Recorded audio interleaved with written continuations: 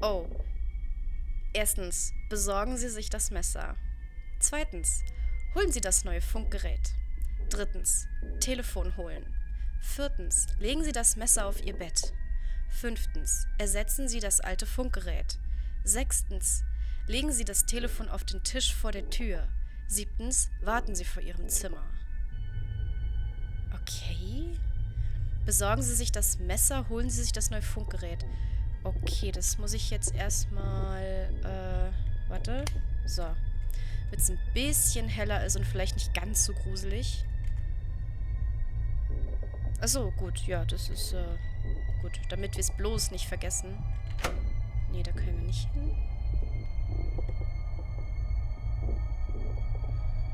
Liegt hier noch was? Ich glaube, da ist nichts an der Wand, okay. Besorgen Sie sich das Messer und das neue Funkgerät. Nee, das ist nichts zu lesen. Ah! Nee, das ist... Oh Gott. Das ist schon unangenehm jetzt. Nee.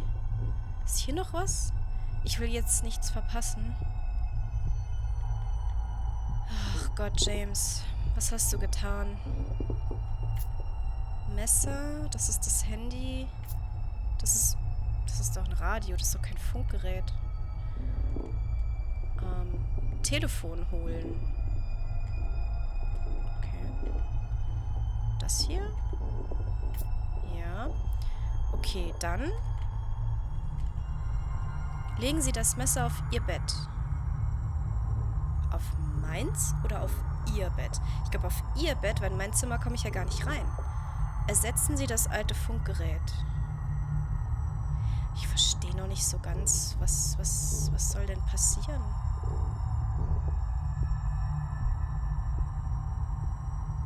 Warte, komme ich in mein Zimmer? Nee, dann muss ich hier rein. Wow. Ach, okay, Oma, das ist also dein wunderschönes Zimmer. Dieses Messer. Warum ersetzen? Und dann? Warte, ich muss nochmal nachlesen. Aber...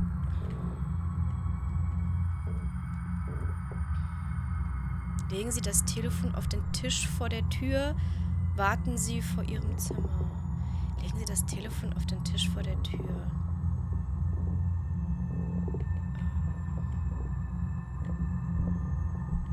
Hier? Nee, auf den Tisch vor der... Auf den Tisch vor der Tür. Ach so. Yes, I'm talking to you. Are you listening to me?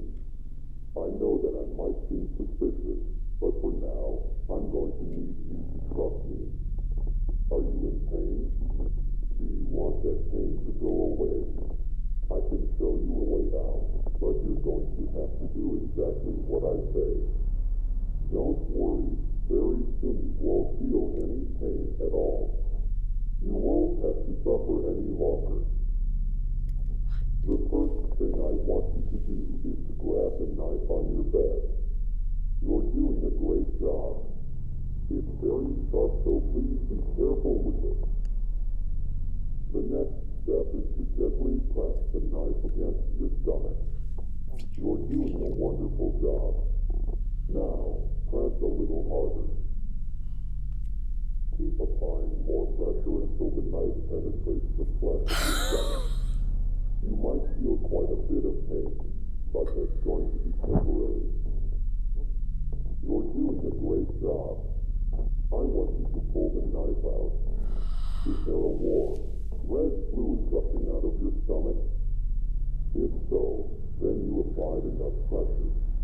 I know that this might be painful, but pretty soon it's going to be all over.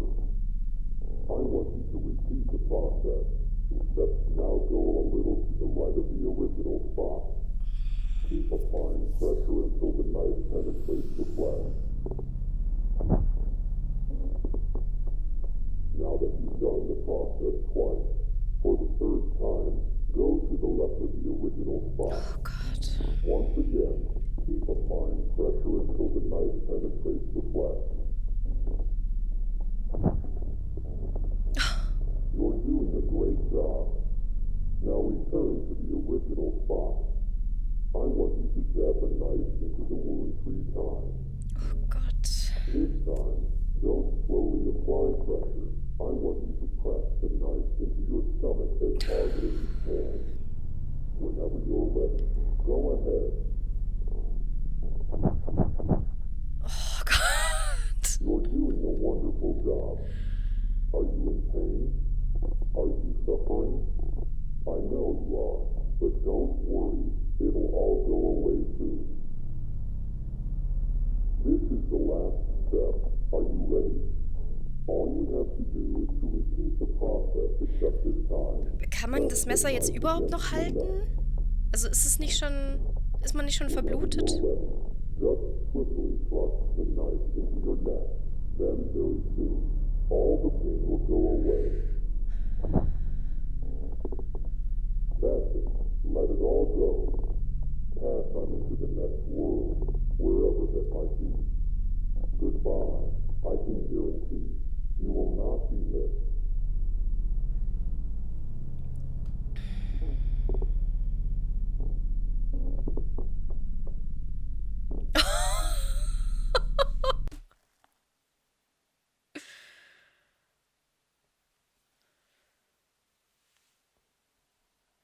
James, you murdered her. You knew about her delusions. She always talked about the man in the radio, so you decided to become that character. You replaced the old radio and then played an audio file telling her to stab herself repeatedly with a knife. You knew she was delusional and had episodes of schizophrenia. She followed your instructions and eventually bled to death due to her self-inflicted injuries. Since all the evidence pointed to a suicide, you weren't charged with anything. You finally got what you wanted. You were finally free.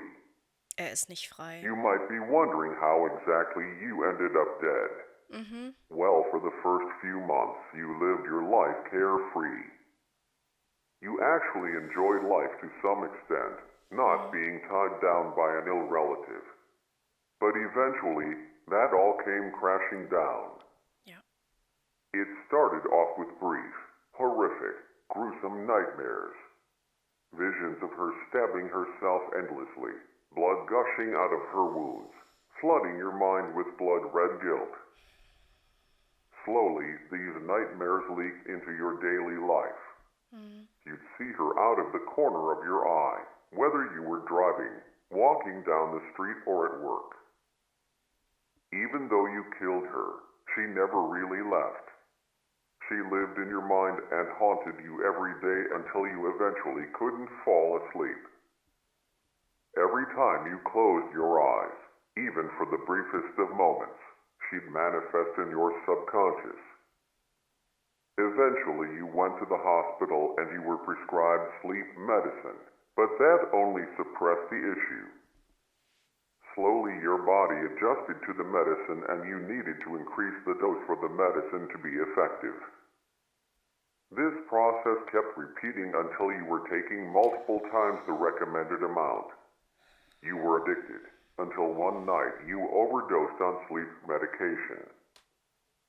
Right now, in this moment, your physical body is currently in a hospital bed, hovering between the thin line of life and death. You're still probably wondering why you're here in God's basement. I'll finally tell you who I am and what this place really is. God's basement is a realm for those who have committed great sin but are still redeemable. The individuals that arrive in God's basement relive their own versions of hell, allowing them to reflect on their life and watch their slow descent into evil. Their resentment, hate, bitterness, and jealousy accumulate until those emotions manifest themselves through atrocious acts, yours being murder. You were backed into a corner, watching your life slowly pass you by. All those opportunities you sacrificed. All that potential wasted. You became bitter and resentful. Many could sympathize with you. Many might have even done the same. You were hopeless, and it felt like you were inside a living hell. I am called the Operator. I am an entity that manifests in God's basement. I manifest myself in different ways depending on the person. My job is to guide the person inside God's basement and allow them to relive their life from a different perspective. In your case, I manifested with many characteristics resembling the man in the radio. Hopefully this explanation cleared everything up. You're still probably wondering what happens now that you have all your memories. I mentioned earlier that God's basement are for those who are still redeemable. Even though you committed an atrocious sin, you were trapped in a hopeless existence. Also, the person you killed wasn't really your grandmother. She was a shell of her former self. Ja.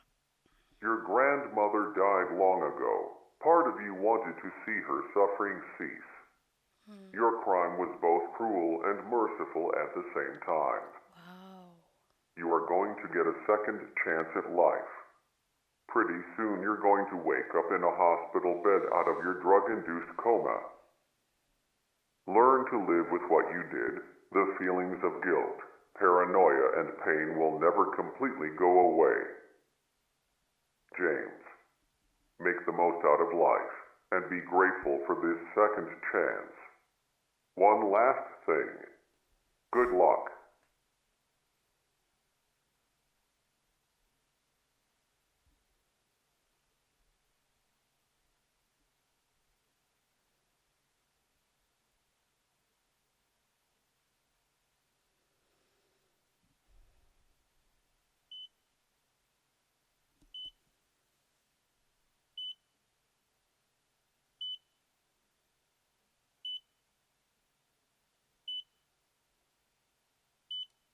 Kann mich nicht bewegen.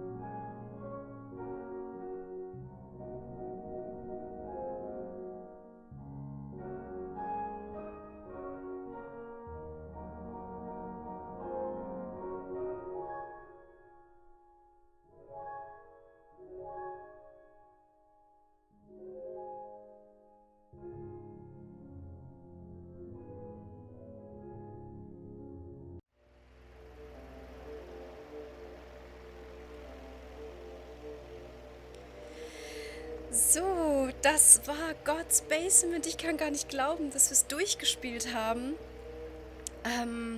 Wow. Also ich muss wirklich sagen, erstmal ein riesen Kompliment an den einen Entwickler. Ich finde das Spiel so gut. Also es wirkt unglaublich. Ich finde so die Abschnitte, ich sag mal, zwischen den Jumpscares haben genau die richtige Spannung, sodass man denkt, oh Gott, gleich passiert wieder irgendwas richtig Schlimmes und ich raste hier vollkommen aus.